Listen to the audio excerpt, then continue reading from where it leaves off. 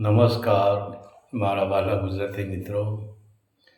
અલગધણી લોક સાહિત્ય ચેનલમાં આપનું સ્વાગત છે.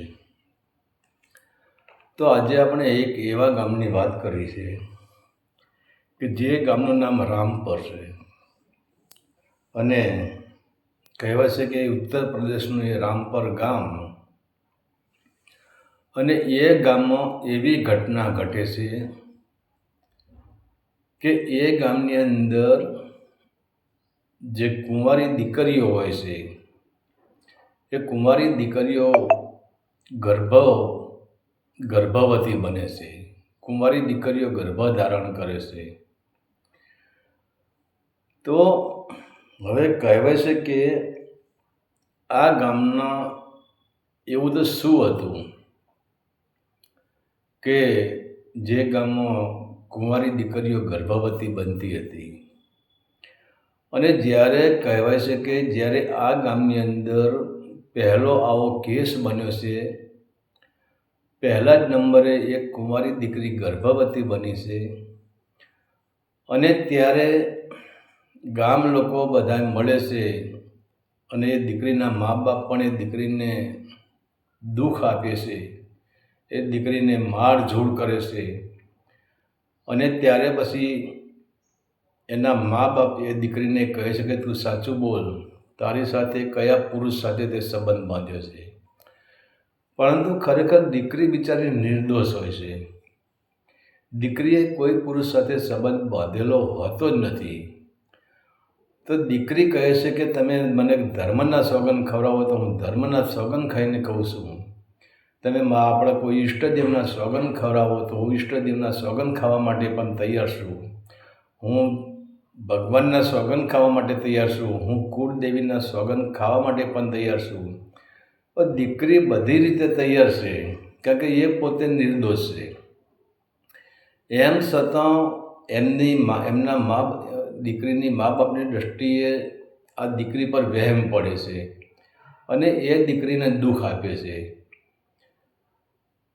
હવે આ ઘટના ઘટી ત્યારે ગામ લોકોમાં પણ એવું થાય છે કે ગામ લોકો જેના ઘરમાં આ ઘટના ઘટી હતી એના મા બાપને પણ ગામમાં નીકળવાનો કોઈ ચાન્સ મળતો નથી. અને ગામમાં નીકળે તો બધા ગામના માણસો એમને મેણા મારે છે કે આમની દીકરીએ કાળું કામ કર્યું છે, આ લોકો સારા નથી, અમની દીકરી સારી નથી, અમની દીકરી બદચલન છે.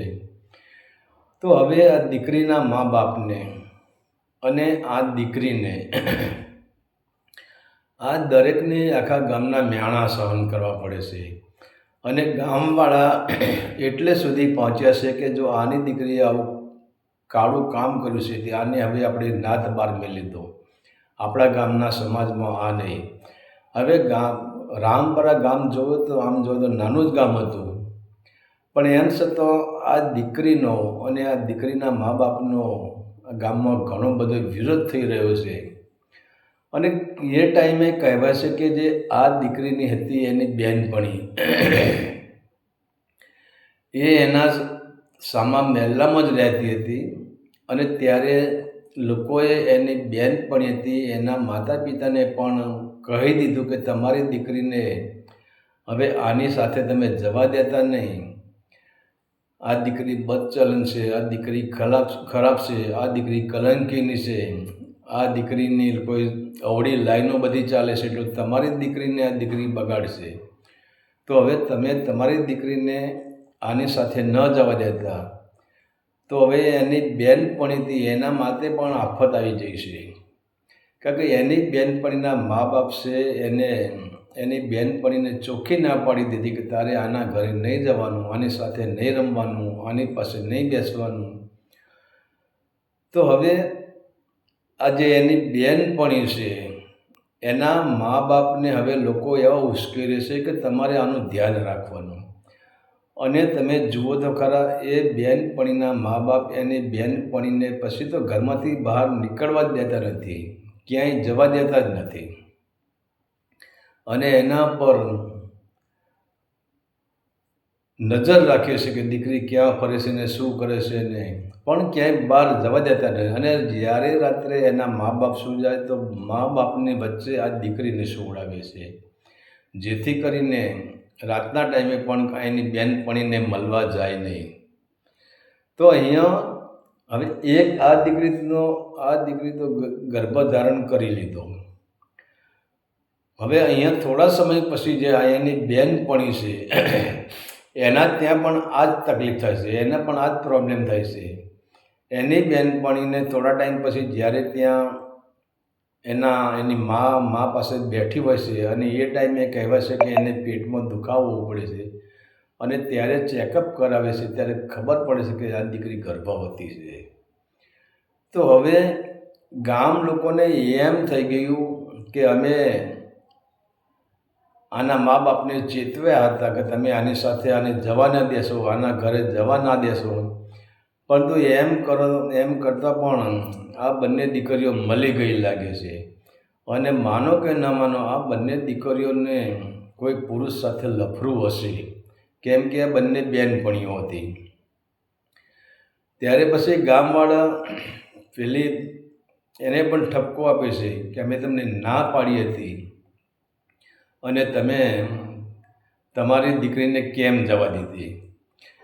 પરંતુ હવે પેલા લોકો કહે છે કે અમે તો અમારી દીકરીને ક્યાંય જવા દીધી જ નથી, અમે એના ઘરે જવા દીધી જ નથી. તો પણ ગામવાળા માનવા તૈયાર જ નથી કે તમે ખોટું બોલી રહ્યા છો. નક્કી તમારી દીકરી એના ઘરે જઈ હશે અને આ બંને બેનપણીઓની સાથે રહીને આ બંને બેનપણીના હૃદયમાં કોઈ પુરુષે સ્થાન મેળવેલું છે. નક્કી એમને કોઈ પુરુષ ધારેલો છે અને એમની સાથે આવા કારા કામ કરે છે. તો આ તો ગામની ઇજ્જતનો સવાલ છે કે તમારે આવું ન કરવું જોઈએ અને ઘણું બધું ગામવાળા બોલે છે. પરંતુ હવે કરવું શું? અને ગામવાળા હવે એકના બદલે બંને ઘરનો વિરોધ કરવા માંડ્યા છે. બંને ઘરની દીકરીઓને બોલાવતા નથી, બંને ઘરના મા બાપને બોલાવતા નથી અને કહે છે કે એમનાથી બધા સંબંધ કાપવાની જ્યાં વાત કરે છે. અને એવા જ સમયે બીજી એક ઘટના ઘટે છે અને કહેવાય છે કે એ ગામમાં એક પ્રજાપતિ રહેતા હતા અને એની પણ એક નિર્દોષ દીકરી હતી. અને એના પછી એ દીકરીના સમાચાર મળે છે અને કહેવાય છે કે આ દીકરી પણ ગર્ભવતી છે. ત્યારે ગામવાળા વિચાર કરે છે કે એક નહીં પણ આજે આપણા ગામમાં થોડા સમયમાં ત્રણ દીકરીઓ ગર્ભવતી થઈ છે. તો આનું શું કારણ હોય? હવે ત્યારે પછી લોકોના અંદર થોડો ભય ઊભો થાય છે કે માનો કે ન માનો, કોઈ તકલીફ તો છે જ. એક દીકરીને ત્યાં આવો બનાવ બની ગયો તો આપણે એને બદનામ કરી, બીજી દીકરીના ત્યાં બનાવ બને તો આપણે એને પણ બદનામ કરી. પણ આ તો આપણા ગામમાં ત્રીજો કિસ્સો બને છે. અને ત્યાર પછી તો આખા ગામમાં એ નક્કી થઈ ગયું કે ભલે દિવસ હોય કે રાત્રિ હોય, દીકરીઓને ઘર બહાર કાઢવાની જ નહીં. અને જ્યારે રાત્રિ પડે ત્યારે એ દીકરીઓને પોતાના મા બાપ નીચે પથારી કરે છે અને એ દીકરીઓને પોતાના મા બાપ પોતાના વચ્ચે સુવડાવે છે. ચારે બાજુ કુટુંબવાળા સૂઈ જાય છે અને એ દીકરીને વચમાં સુવડાવે છે. અને ત્યારે પછી લોકોનામાં ધીરે ધીરે ભય આવવા માંડ્યો છે. અને ત્યારે પછી એવી ઘટના ઘટે છે કે આ ત્રણ દીકરીઓએ તો ગર્ભધારણ કરી લીધો. અને એ પછી કહેવાય છે કે થોડા જ ટાઈમમાં બીજી 5 દીકરીઓ ગર્ભધારણ કરે છે. એમ કરીને કુલ 8 દીકરીઓ ગર્ભધારણ કરી લે છે. અને ત્યારે તો પછી ગામમાં એવું થઈ ગયું કે માનો કે ન માનો, આપણા ગામમાં કુદરત રૂઠી લાગે છે. તો પછી આપણા ગામમાં કોઈક તાંત્રિકની નજર પડી લાગી છે, કોઈક અઘોરીની નજર પડી લાગી છે, કોઈ મેલી વિદ્યાવાળો, કોઈ સાધુઓ કે કોઈ માણસ જે મેલી વિદ્યાવાળો હોય એની નજર આપણા ગામ ઉપર પડી લાગે છે. તો પછી કોઈ એવો જાદુગર હોય, તો પછી તો કોઈ એવી દેવી શક્તિ હોય, એવી કોઈ અદૃશ્ય શક્તિ હોય જે આપણા ગામ ઉપર વિઘ્ન નાખી રહી હોય. તો ઘણી અનંત પ્રકારની બધા વાતો કરે છે ને ઘણા લોકો પછી કહેવાય છે કે કોઈ ભૂવા પાસે જશે, કોઈ સાધુ પાસે જાય છે, કોઈ ક્યાંય જાય છે, કોઈ ક્યાંય જાય છે, કોઈ ક્યાંય બાધા રાખે છે, કોઈ ક્યાંય મન્નત માને છે. અને આખું ગામ તમે જુઓ તો આખું ગામ ભયના વાતાવરણમાં પૂરેપૂરું જીવી રહ્યું છે. અને દિવસે દિવસે જેમ દિવસો વધતા જાય છે એમ કહેવાય છે કે આ દીકરીઓના કેસ વધતા જાય છે, દીકરીઓ વધારે ને વધારે ગર્ભવતી થતી જાય છે. હવે ત્યારે ગામવાળા એટલા બધા બીવાઈ ગયા છે કે રાત્રિની વાત તો બરાબર છે, પણ ધોળા દિવસે પણ તમે જુઓ તો ગામના દરવાજા બંધ હોય છે. બધા જ માણસો ઘરમાં જ રહેતા હોય છે. શેરીમાં કોઈ છોકરું તમને ફરવા જોવા મળતું નથી. જાણે આખું ગામ ઉજ્જડ થઈ ગયું હોય. જાણે આપણે જોયું કે જાણે ડાકુઓ આવતા હોય, અને ડાકુઓ જ્યારે આવે છે ત્યારે ગામના બધા બારી બારણાને દરવાજા બંધ થઈ જાય ને લોકો ઘરમાં પૂરાઈ જતા હોય. આજે આવી રીતે આ રામપરના લોકો બધા ઘરમાં પૂરાઈ ગયા છે. અને રાત્રિની તો વાત જ શું કરવી. રાત્રિએ બધાના દરવાજા બંધ થઈ જાય છે, ફટાફટ દરવાજા બંધ થઈ જાય છે. ગામમાં ચકલુએ પણ ફરકતું નથી, ફક્ત કૂતરાનો ભસવાનો અવાજ આવે છે. કૂતરા ભસી રહ્યા હોય છે. અને વિચાર તો કરો, આ ગામવાળાને એટલો બધો ભય અંદર પેસી ગયો છે કે ગામમાં જો કૂતરા ભસતા હોય તો પણ આ લોકો દરવાજો ખોલીને બહાર જોવાની હિંમત કરતા નથી, બારી બહાર ખોલીને બહાર જોવાની હિંમત કરતા નથી. અને આ લોકોના ઘર પણ કેવા એ ટાઈમે તો માટીના મકાન, અને કોઈના તો મકાન ઉપર નળિયા હતા ને કોઈના મકાન ઉપર તો ઘાસ જ હતું. તો આવા તો આમના મકાન હતા. અને એમ કહેવાશે કે પછી ધીરે ધીરે આવા કિસ્સા વધતા જાય છે. પરંતુ આ ગામવાળા એટલા બધા ભયમાં હોય છે, એટલા બધા ડરી ગયા હોય છે કે આ વાતની રજૂઆત કોઈને કરતા નથી, પોતે ભયમાં જ જીવન જીવે છે. ત્યારે એક એવી ઘટના ઘટે છે. આ જ ગામની અંદર એક મનોજભાઈ નામનો એક માણસ રહેતો હતો. એ થોડો નિર્ભય હતો, પણ આ એકલો આ મનોજે ઘણીવાર ગામ લોકોને કીધું કે આપણે આની જ આપણે રજૂઆત આપણે કોઈ પોલીસ સ્ટેશનમાં જઈને આનો ગુનો નોંધાવીએ, આની ફરિયાદ કરીએ, આનું આમ કરીએ, આનું તેમ કરીએ, પણ ગામવાળા આની વાત માનવા તૈયાર જ નહોતા. કારણ કે ગામનો માહોલ જ આખો ભયમાં ફેરવાઈ ગયો હતો. હવે મનોજને પણ એક દીકરી હતી, અને હજુ મનોજની દીકરીને હજુ સુધી કંઈ એવી તકલીફ તો થઈ જ નથી. પરંતુ કહેવાય છે કે મનોજની એક દીકરી હતી જેનું નામ સોનલ હતું. અને સોનલને પણ એક દિવસ આવી જ તકલીફ થાય છે. અને સોનલ જ્યારે પોતાની મા પાસે બેઠી હોય છે અને મનોજભાઈ પણ સાથે જ બેઠો હોય છે, અને ત્યારે મા બાપની વચ્ચે આ દીકરી બેઠી હોય છે ને પછી કહે છે, દીકરી રડવા લાગે છે. ત્યારે સોનલની મા કહે છે કે બેટા કેમ રડી છે? ત્યારે આ સોનલ કહે છે કે માં, મારા પણ હું પણ ગર્ભવતી થઈ ગઈ છું. અને એ ટાઈમે મનોજ પણ રડવા લાગે છે. અને મનોજ વિચાર કરે છે કે ગામમાં શું થવા બેઠું છે. એક નહીં પણ 15 દીકરીઓ ગર્ભવતી થઈ છે. અને ત્યારે મનોજ કહે હવે કંઈક કરવું પડશે. અને ત્યારે કહેવાય છે કે મનોજ આ દીકરીને લઈને ત્યાં બાજુના જે ઉત્તર પ્રદેશમાં જે સોનપુર નામનું ગામ છે એ સોનપુરમાં જાય છે, અને ત્યાં ડૉક્ટરને મળે છે. અને ત્યારે પછી ડૉક્ટરના રિપોર્ટ કરે છે, અને ડૉક્ટર કહે છે કે તમારી દીકરી એ ગર્ભવતી છે, બાળકની મા બનવાની છે. અને ત્યારે કહે છે કે મનોજ પૂરેપૂરો ભાગી પડે છે. અને એક દુઃખી હૃદય, એક હતાશ હૃદય દીકરીને લઈને પોતાના ઘરે આવે છે. પણ એને તો ખબર જ છે કે મારી દીકરી બદચલન નથી, અને ગામમાં મારી દીકરી નહીં પણ જે 15 કેસ બને છે એમાંથી એક પણ દીકરી બદચલન નથી, એક પણ દીકરી અવળી લાઈનની નથી, એક દીકરી કલંકીની નથી. પણ એવી તો શું ઘટના આ ગામમાં બની છે કે જેના કારણે એક નહીં પણ 15 દીકરીઓ ગર્ભવતી બની છે. ત્યારે હવે મનોજ તો એની દીકરીને સોનલને લઈને ઘરે આવી જાય છે, પણ એ બેચેન હોય છે.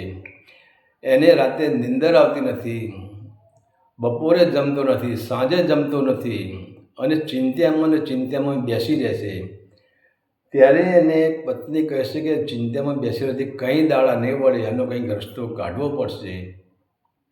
અને એ ટાઈમે કહેવાય છે કે મનોજ ત્યાં કણ ઉત્તર પ્રદેશના જે સોનપુર વિસ્તાર છે, અને એ સોનપુરમાં મહિલા એસપી જે રવિના ચૌધરી હોય છે એમની ઓફિસે જાય છે, અને ઓફિસે જઈને એ બધી ફરિયાદ લખાવે છે.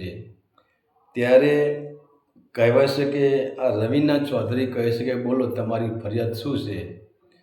ત્યારે કહેવાય છે કે મનોજ આ બધી વાત કરે છે, અને એ ટાઈમે રવિના ચૌધરીને એમ લાગે છે કે તમે ખોટી ફરિયાદ લખાવવા આવ્યા છો. અહીંયા મારામારીની ફરિયાદ હોય, કોઈ લૂંટફાટની ફરિયાદ હોય તો ચાલે, પણ તમારી દીકરીઓ ખરાબ છે એમાં પોલીસ શું કરી શકે? તમારી દીકરીઓ જ બદચલન છે એમાં પોલીસ શું કરી શકે? તો આ ફરિયાદ અહીં લેવામાં નહીં આવે. ત્યારે પછી એમ મનોજ કહે છે જે આ રવિના ચૌધરીને કે મેડમ આ મારી દીકરીનો સવાલ નથી, મારા આખા ગામનો સવાલ છે, મારા રામપુરનો સવાલ છે કે આવો તો આ એક કિસ્સો નથી, મારી ગામમાં 15 દીકરીઓ ગર્ભવતી થઈ છે.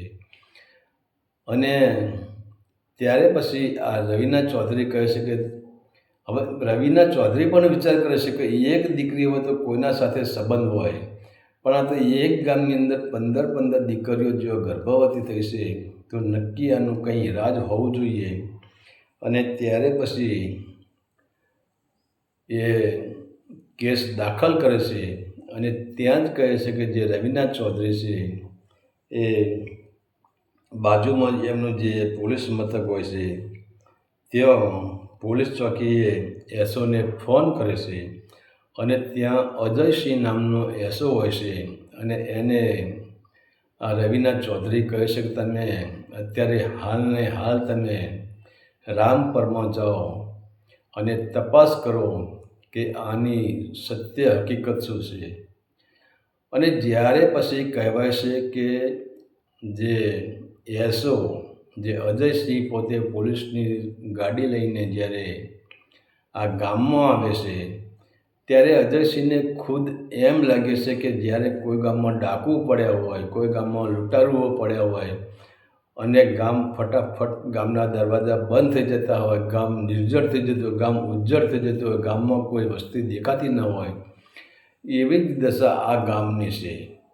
અને આ ગામની અંદર ફક્ત કૂતરા જ દેખાય છે, ફક્ત પશુઓ જ દેખાય છે, એમના માલ ઢોર જ દેખાય છે, પણ એક નાનું બચ્ચું પણ આ ગામમાં બહાર ફરતું નથી. અને જ્યારે કહેવાય છે કે અજયસિંહ જુએ છે તો દરેક ગામમાં દરેકના દરવાજા બંધ છે, બધા ઘરમાં છુપાઈને બેઠા છે. અને એ ટાઈમે કહેવાય છે કે ગાડીનો હોર્ન મારે છે, અને ત્યારે જે ઘરમાં બેઠેલા જે પુરુષો જે મહિલાઓ ગાડીનો હોર્ન સાંભળે છે ત્યારે બધા બહાર આવે છે. અને બહાર આવ્યા પછી અજયસિંહ જે એસઓ એ કહે છે કે ભાઈ તમે કેમ સંતાઈને બેઠા છો? ત્યારે ગામના લોકો બધી રજૂઆત કરે છે, પૂરેપૂરી કહાની અજયસિંહને કહે છે. અને ત્યારે પછી અજયસિંહ એમની સાથેનો જે સ્ટાફ હોય છે એ સ્ટાફને કહે છે ગામની પૂરેપૂરી તપાસ કરો, અને ગામની પૂરેપૂરી તપાસ કરવામાં આવે છે. એમ છતાં ગામમાંથી કોઈ પણ પુરાવો મળતો નથી. અને ત્યારે પછી કહેવાય છે કે આ અજયસિંહ છે એ પોતે એસપી જે મહિલા છે એ રવિના ચૌધરી એની મુલાકાત લે છે, અને એમને બધી રજૂઆત કરે છે કે અમે ગામમાં જઈને આવ્યા, પણ ગામમાં સુમસામ ગામ હોય છે, અને એ ગામમાં મેં પૂરેપૂરું ચેકિંગ કર્યું, પૂરેપૂરી તપાસ કરી, તો એ ગામમાં કોઈ પણ પુરાવો આજ સુધી અમને મળ્યો નથી. ત્યારે હવે આ રવિના ચૌધરી વિચાર કરે છે કે માનો કે ન માનો આ કેસ અટપટો છે, અને કંઈક તો આનું રહસ્ય પડ્યું છે. તો હવે ગામવાળા કહે છે કોઈ દેવી શક્તિ કામ કરી રહી છે, કોઈ તાંત્રિક કામ કરી રહ્યો છે, કોઈ મહેલી વિદ્યાવાળો કામ કરી રહ્યો છે, કોઈ જાદુગર કામ કરી રહ્યો છે. આ ગામવાળા ઘણી બધી આવી વિટંબણાઓ એમની બહાર કાઢે છે. પણ ત્યારે રવિના ચૌધરી કહે છે કે આ બધી જ વાતો ખોટી છે, આવું કોઈ આ વસ્તુ અશક્ય જ છે. પણ હવે શક્ય શું છે, સત્ય શું છે, મારે પોતાને શોધવું પડશે. અને ત્યારે પછી જે આ એસપી જે રવિના ચૌધરી છે એ પોતે એક એવું રૂપ ધારણ કરે છે કે જે જેમ ગરીબના માથામાં જેવા વાળ હોય એવી વીગ લાવી દે છે. અને એનું રૂપ આદેહૂબ એવું જ બનાવે છે કે જાણે કોઈ ભિખારણની દીકરી હોય, જાણે કોઈ ભિખારણ હોય. અને એના ખભામાં એક જોડી ભરાવી દે છે. અને એ જોડીમાં આ રવિના ચૌધરી એના કપડાં, એની પિસ્તોલ અને એના ઉપર જે ફાટેલા તૂટેલા જે કપડાં હોય એને એના પર જોડીમાં નાખી દેશે. અને એના હાથમાં એક જૂનો અને તૂટી ગયેલો ભંગાર વાટકો હોય છે, એના હાથમાં એક લાકડી હોય છે, એક સૂટી હોય છે. અને પછી એ આ ગામમાં દાખલ થાય છે. અને એ સાંજનો સમય થવા આવી ગયો છે, અંધારું તો થઈ ગયું છે. અને ત્યારે પછી આ રવિના ચૌધરી આ ગામમાં આવે છે. અને આ ગામમાં આવીને પછી એ જુએ છે તો બધાના દરવાજા બંધ છે. અને એ આગળથી બૂમ પણ મારે છે કે કોઈ ભૂખ્યાને રોટલો આપજો બાપા, કોઈ ભૂખ્યાને રોટલો આપજો બાપા, આવી બૂમ પણ મારે છે. પરંતુ કોઈ એને રોટલો આપવા બહાર નીકળતું નથી, કોઈ એને ખવડાવવા માટે બહાર નીકળતું નથી. અને એ જ ટાઈમે કહેવાય છે કે આ રવિના છે એક ઘરના સામે આવીને ઊભી રહે છે. અને ત્યાં પણ એ બૂમ મારે છે કે હું ગરીબ છું, હું ભિખારણ છું, મને ભૂખ લાગી છે, મને તમે રોટલો આપો. પણ અંદરથી કોઈ જવાબ આવતો નથી. અને પછી આ રવિના છે એ દરવાજા ઉપર દસ્તક મારે છે, દરવાજા ઉપર થાપડી મારે છે. અને ત્યારે પછી એ દરવાજો ખુલે છે. અને રવિના જુએ છે તો એ દરવાજો ખોલનાર પોતે મનોજ જ હતો, મનોજભાઈ પોતે હતા. તો રવિનાને લાગે છે કે આ રહે જ મનોજભાઈ આપણે ત્યાં ફરિયાદ લખાવવા આવ્યા હતા, એ જ માણસ છે. પણ હવે મનોજભાઈ તો રવિના ચૌધરીને ઓળખી શકતા જ નથી, કારણ કે એમને રૂપ જ એવું ધારણ કર્યું હતું, એમને વેશ પલટો જ એવી રીતે ધારણ કર્યો હતો. અને ત્યારે પછી કહે રવિના જે ચૌધરી કહે, એસપી કહે છે કે મને ભૂખ લાગી છે, હું ગરીબ ઘરની સ્ત્રી છું અને મારે આજની રાત અહીંયા આરામ કરવો છે.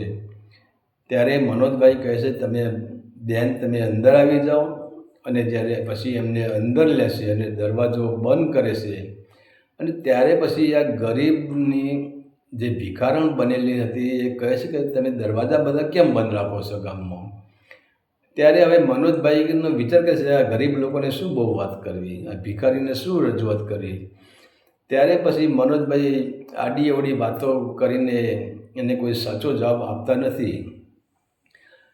પણ આ રવિના ચૌધરી તો જાણતી જ હતી.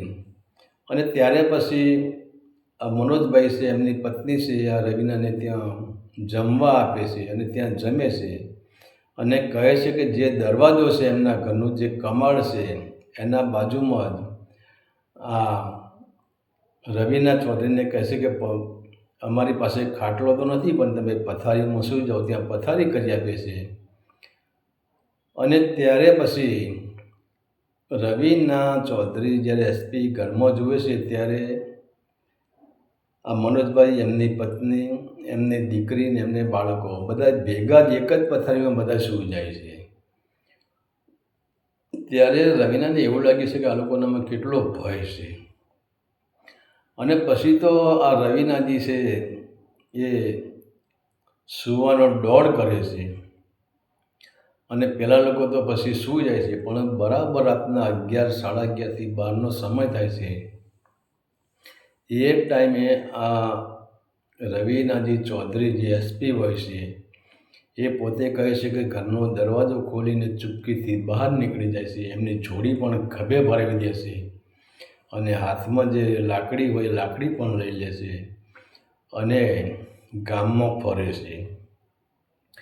પરંતુ રવિનાજી જુએ છે તો એ ગામમાં ફક્ત કૂતરાના ભસવાનો અવાજ જ અમુક ટાઈમે આવે છે, નહીંતર આખું ગામ સુમસામ પડ્યું છે.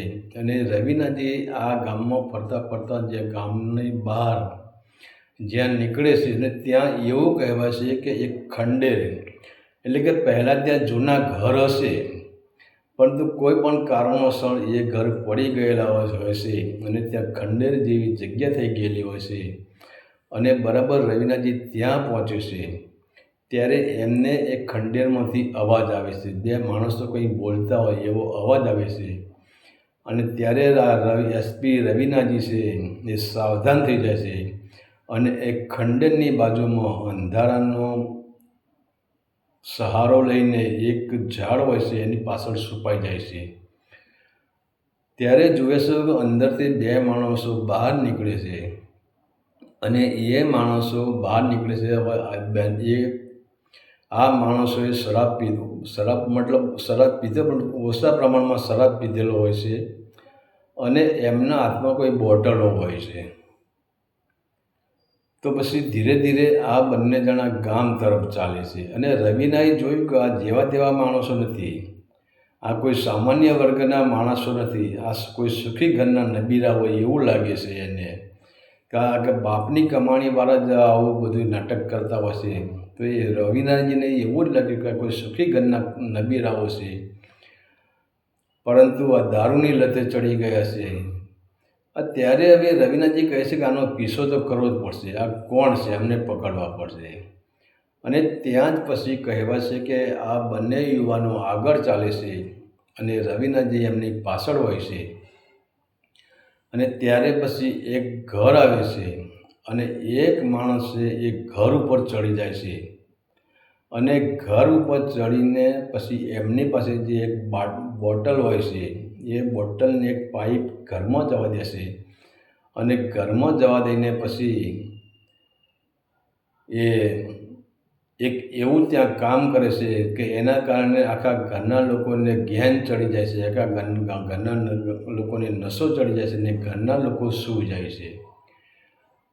તો જ્યારે રવિના ચૌધરીને જ્યારે આ મનોજભાઈ કેસ લખાવા ગયા ત્યારે પણ કહી દીધું કે જ્યારે આ ઘટના ક્યારે ઘટે છે અને આ ઘટના જ્યારે ઘટે છે ત્યારે ઘરના તમામ માણસો સૂઈ ગયેલા હોય છે, કોઈ જાગી શકતું નથી. તો પછી રવિનાજી જુએ છે કે આમના હાથમાં કંઈક છે તો ખરું જ.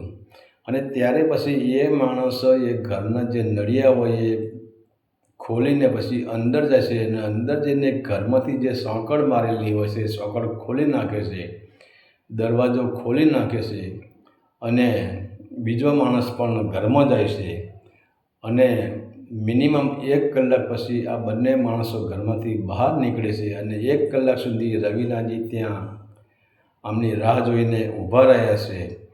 અને જ્યારે બહાર નીકળે છે ત્યારે એવું લાગે છે કે આ બંને થાકેલા જ હતા એવો એમનો ચહેરો દેખાય છે. અને જ્યાં નીકળવા જાય છે, ચાલવા જાય છે, ત્યાં રવિનાજી આ બંનેને પકડી પાડે છે. અને ત્યારે પછી આ ભાગવાની કોશિશ તો બંને જણા કરે જ છે, પરંતુ રવિનાજી ત્યારે પોતાની જે પિસ્તોલ હોય એ હાથમાં પકડી લે છે અને એમને કહે છે કે તમે એવું ન માનતા, હું ભિખારણ છું, હું એસપી છું, હું રવિના ચૌધરી છું. અને ત્યારે આ લોકો ડરી જાય છે અને ત્યાં ઊભા રહે છે. અને ત્યારે પછી રવિનાજી આ બંને લોકોને અને ત્યારે તો પછી અહીંયા હોબાળો થાય છે તો ગામના ઘણા બધા માણસો જે બહાર નીકળી જાય છે અને આ બંને માણસોને ઘેરી લે છે. પરંતુ જ્યારે હવે આ ગામવાળા એવા ભયમાં હતા કે આ લોકોને જોઈને ડરી જાય છે. ત્યારે રવિનાજી કહે છે કે તમે જો આ ડરી ગયા છો એનું કારણ જ આ છે, તમારો ડર જ, તમારા ડરના લીધે જ તમારા ગામમાં કિસ્સા બન્યા છે. આજે જો હું જાગૃત થઈ એવા તમે ગામમાં જાગૃત હોય, તમે ગામમાં તપાસ રાખી હોય, તમે ગામમાં ચોકી ફેરો કર્યો હોય તો તમારા ગામમાં આવું બને જ નહીં. તમે બધા જો જાગૃત થઈ ગયા હોય અને રાત દિવસ ગામની ખબર રાખતા હોય તો રાત્રે શું ઘટના ઘટે છે, કોણ આવે છે, કોણ જાય છે રાત્રિના સમયે, તો આ ઘટના ઘટે જ નહીં. ત્યારે રવિનાજી હવે પેલા માણસોને કહે છે કે તમે આ કામ કેવી રીતે કરો છો? ત્યારે હવે પહેલાંમાંથી એક માણસ કહે છે કે આ અમારી પાસે જે બોટલ છે એમાં અમે એવો લિક્વિડ રાખીએ છીએ, એવો ગેસ રાખીએ છીએ કે જે ગેસ અમે ઘર ઉપર જ્યારે અમે ચડીએ છીએ ત્યારે એની પાઇપ અમે ઘરમાં લબડતી કરી દઈએ છીએ અને પ્રેશર આપીએ છીએ, અને થોડું પ્રેશર આપતાની સાથે ઘરમાં એક એવો ઝેરીલો ગેસ આવી જાય છે, અને એ ગેસની અસર ઘરમાં જેટલા પુરુષો હોય કે જેટલી સ્ત્રીઓ હોય, જેટલી દીકરીઓ હોય, જે સૂઈ ગયા હોય, બધાને એમની અસર થાય છે અને આ ગેસનું જ્ઞાન ચડે છે. અને આ જ્ઞાન ચડવા પછી ઓછામાં ઓછે 3 થી 4 કલાકે આનું જ્ઞાન ધીરે ધીરે ઓછું થાય છે, ઉતરે છે, અને ત્યારે જ લોકો હોશમાં આવે છે. પરંતુ 4 કલાકના સમયમાં તો અમે અમારું કામ પતાવી દઈએ છીએ, અને એમના મા બાપ વચ્ચે જે દીકરી સૂઈ ગઈ હોય છે એ દીકરીને અમે બંને જણા ઉપાડીને બાજુમાં લઈ જઈએ છીએ, અને બાજુમાં લઈ જઈને અમે એના પર આવું કૃત્ય કરીએ છીએ. અને આ 15 દીકરીઓને અમે પોતે જ એમને ગર્ભવતી કરેલી છે. એમના આ લોકો વાતનો સ્વીકાર કરે છે. ત્યારે પછી કહેવાય છે કે હવે રવિનાજી મૂળ તો એમને આ લોકોનો રિમાન્ડ તો બધું પૂરેપૂરું રિમાન્ડ તો માગી લે છે, રિમાન્ડ પણ માગે છે, એમને માર પણ મારે છે. અને ત્યારે પછી આનો કેસ કોર્ટમાં ચાલે છે, અને ત્યારે જજ પોતે ચુકાદો આપે છે કે આવા નરાધમ માણસોને તો જગતમાં રહેવાનો કોઈ અધિકાર નથી, અને અમને કહેવાય છે કે આજીવન કેદની સજા પડે છે. તો હવે જ્યારે ચુકાદો આપ્યો ત્યારે ગામવાળા બધા હાજર જ હતા, પરંતુ હવે ગામવાળાને થોડી હિંમત આવી ગઈ છે. પરંતુ કહેવાનો મતલબ શું છે, પહેલેથી જ આ ગામવાળા ડરી ગયા હતા, અને એના કારણે આવી ઘટનાઓ જે ઘટતી હતી. પરંતુ હવે આ વાત કેટલી સાચી છે કે કેટલી ખોટી છે એમાં આપણે જવું નથી, પણ આ વાત આપણને ઘણી બધી શીખવામણ આપતી જાય છે, આપણને ઘણું બધું સમજાવતી છે. આપણી જે દીકરીઓને ઘણી શીખવામણ આપે છે, દીકરીઓને ઘણું બધું સમજાવતી જાય છે, અને દીકરીઓને કહે છે કે હવે તમે આપણે જો કે આપણી દીકરી, આપણી કોઈ પણ દીકરી હોય, હવે પોતાના મા બાપને દીકરી પર કેટલો વિશ્વાસ હોય છે. પોતાના મા બાપ એવો માનતા હોય છે કે મારી દીકરી પવિત્ર છે, મારી દીકરી 100% સોનું છે, એના ઉપર મને વિશ્વાસ છે. અને એ જ વિશ્વાસના કારણે મા બાપ છે એ પોતાની દીકરીને સ્કૂલમાં મોકલતા હોય છે, અને સ્કૂલમાં જ્યારે ગામડાની સ્કૂલો પૂરી થઈ જાય પછી જ્યારે એને કોલેજનો જ્યારે અભ્યાસ આવે ત્યારે એ જ મા બાપ આ દીકરીને 100% સોનું માનીને, પૂરેપૂરી પવિત્ર માનીને, પૂરેપૂરો એના પર વિશ્વાસ રાખીને આ દીકરીઓને ગામમાંથી સિટીમાં પણ અભ્યાસ કરવા માટે મોકલે છે. અને દીકરીઓની માટે, દીકરીઓના અરમાનો પૂરા કરવા માટે પણ મા બાપ તનતોડ મહેનત કરે છે, અને દીકરીઓના બધા જ અરમાનો પૂરા કરે છે, એમના અભ્યાસના ખર્ચા પૂરા કરે છે.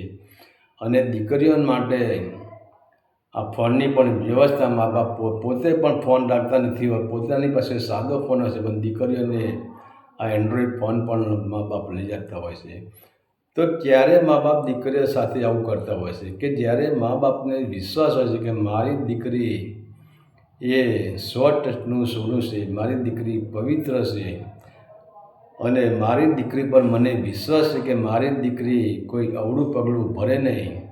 હવે દીકરીઓ તમે વિચાર કરો કે જો તમારા મા બાપને તમારા ઉપર આટલો બધો ગર્વ હોય, આટલું બધું અભિમાન હોય, અને તમારા મા બાપને તમારા પર વિશ્વાસ હોય કે મારી દીકરી 100% સોનું છે, તો આ મારી દીકરી કિંમતી હીરો છે, કિંમતી સોનું છે.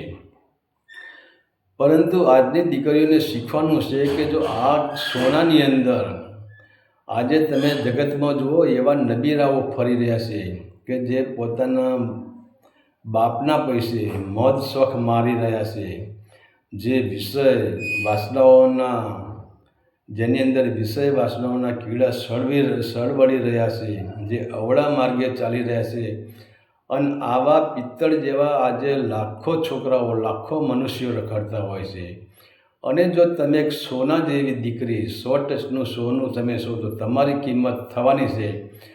પણ મારી બહેનો, મારી દીકરીઓ, જો એટલું વિચારો કે જો સોનાની અંદર પિત્તળ ભળી જાય ને તો સોનાની કિંમત ઘટી જાય છે. તો તમારા મા બાપનો તમારા ઉપર જે વિશ્વાસ છે, તમારા મા બાપને તમારા પ્રત્યે જેટલી હમદર્દી છે કે મારી દીકરી 100% સોનું છે, તો એ સોનું થઈને જ રહેજો. અને પિત્તળ સાથે તમે ભળતા નહીં, પિત્તળનો સંગ કરતા નહીં.